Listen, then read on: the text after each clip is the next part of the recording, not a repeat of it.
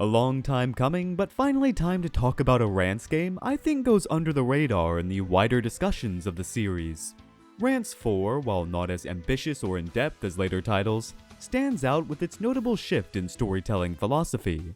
From its world-building to character arcs, this is where the tonal building blocks set a foundation that Rance is more than a parody of the time's JRPGs. A fair, strong, dominating contender with brash and unabashed stories to tell as part of this epic. Following the events after the previous game, Rance and Syl are stranded, finding refuge in the town of Casado, only to find out this humble abode for the people here is atop a floating island with no way down.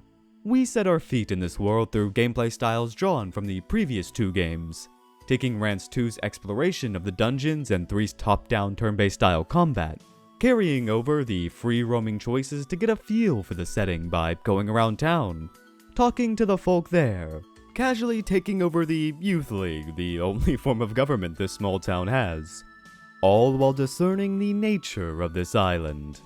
Unexpectedly, where this game stands out most is in its multi-perspective narrative. It turns what was thought to be an adventure of finding one's way home into a serious fight for political power, and the uncovering of history left in the unknown for centuries. Of course, you have Rance and Syl, but then you see those from Liasis setting up the Rance Rescue Squad, only to crash land and find themselves stuck here. Meanwhile, the Hellman faction, where after their failed siege of Liasis are looking for other methods to establish a firm grip on their throat, such being this very floating island. Having multiple perspectives at play certainly spices up the Rance adventure formula. As Rance, you get the expected adventure of rampant chaos his personality brings about, filled with the constant thinking of both heads and the many detours for comedy's sake, which in Rance fashion is always a highlight. But you also get a slightly more emotional side, seeing how others view him in character-defining banter outside of his influence. Those of the Rance Rescue Squad really seem to branch out of their confined roles and typical personality due to not having their hearts stomped out by Rance. In that same vein, it also proves to emphasize the gears starting to turn on the continent. Rance 1 through 3 have been fairly self-contained adventures, that while Rance boasts about his achievements of past games and you see reoccurring characters, you can, for the most part, easily grasp the stakes and situation that leads up to this point, feeling properly involved even if I wouldn't recommend it.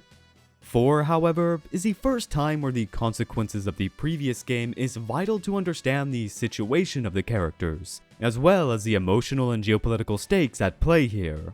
Depending on what past games you played, whether the originals or the remakes, maybe a mix of both like me, you might have a different attachment to this point. Because of how O3 adapted the major scenes of its predecessor with the weight and seriousness of later titles, knowing where the story would end up and what pieces ended up being vital, knew what characters and moments to play up in importance.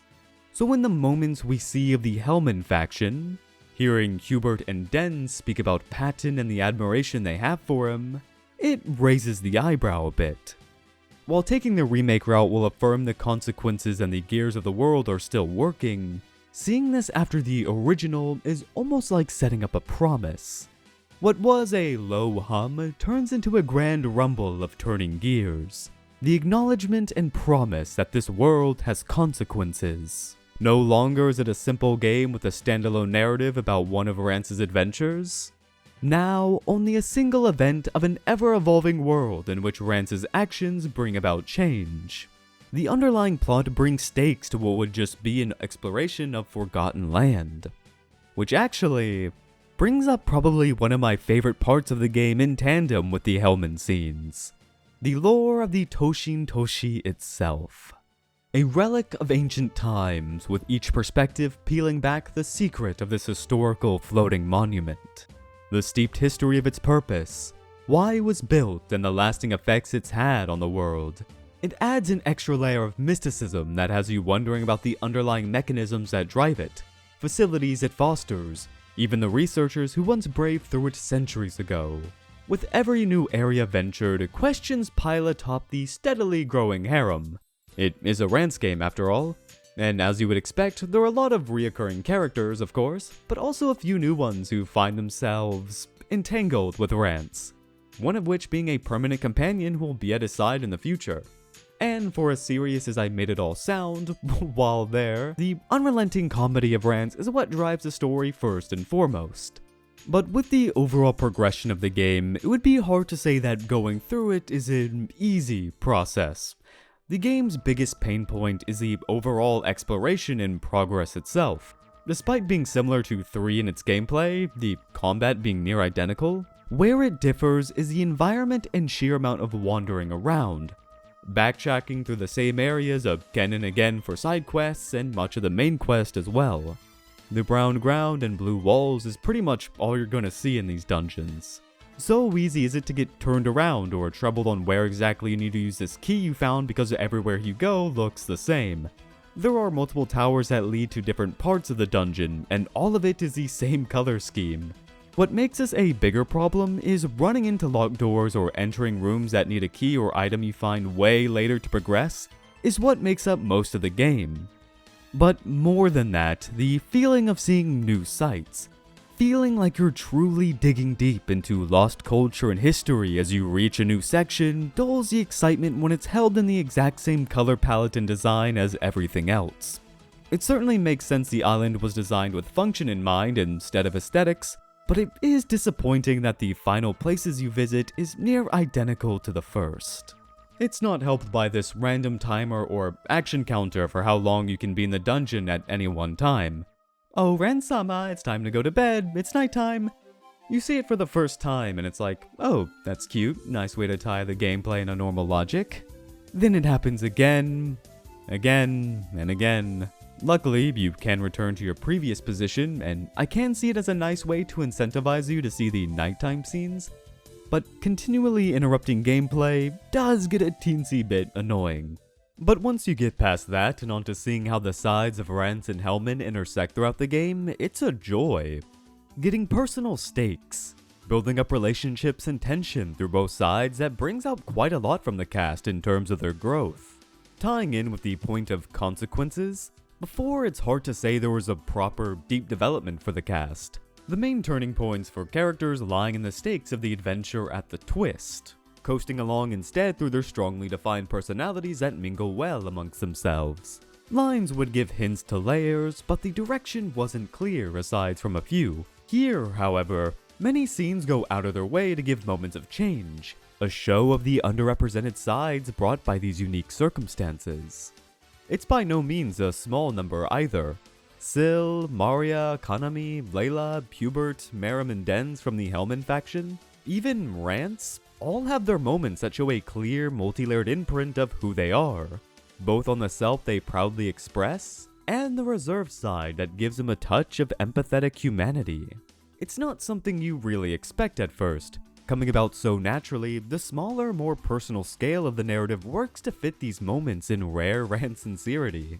While it isn't anything so grand as the fight for liberation, it instead creates vast mysticism, setting up many plot threads for what's to come. We see the pieces on the board of the continent start to move with purpose and weight. Where it'll all go is not yet known, but what we get is a story that may be dragged out with its at times annoying exploration, though rewarded with rich history and the usual chaotic fun of what you would expect from a Rance game. One of the more interesting ones from the original timeline, I would say, that I don't see nearly as much talk about for as important as a game as it is. Although, that could be because of a game that shook the edoge industry as a whole just 3 years later.